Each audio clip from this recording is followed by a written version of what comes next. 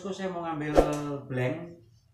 Ini kebetulan ada sisa 4 yang ukuran 6, yang 8 tinggal satu aja, 8 mili ini. 8 mili. Jadi ini masih mentah ini barang ini. Panjang 2 meter, sekitaran 2 meter 20. Jadi saya mau ambil, nanti mau saya bubut dulu. Sampai rumah nanti saya bubut. Mau saya buat apa, custom UL-an, main-main di pantai di pinggiran. Sementara kita libur dulu mancing, mau proses ini dulu. Oke bosku, simak terus kelanjutan dari video ini ya. Jangan lupa like dukungannya dengan subscribe. Nah, like, komen, share juga bila perlu. Oke.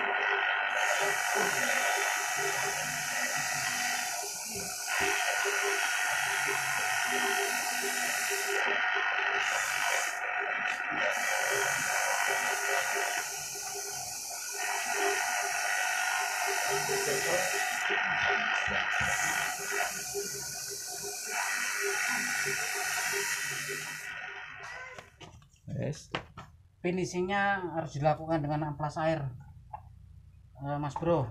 Amplas air yang ukuran 120 bisa, yang ukuran 200 bisa juga, supaya dia tidak menimbulkan garis-garis yang nanti akan mengakibatkan rod patah pada saat fight dengan ikan besar.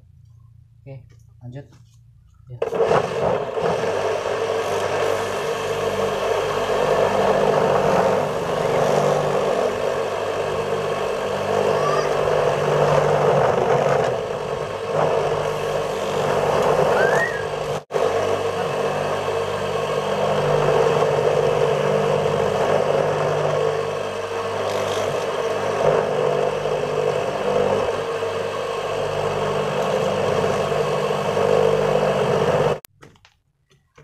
Setelah di finishing ini bos, hasilnya bos,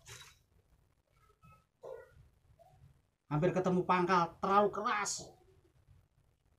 Oke, kelihatan.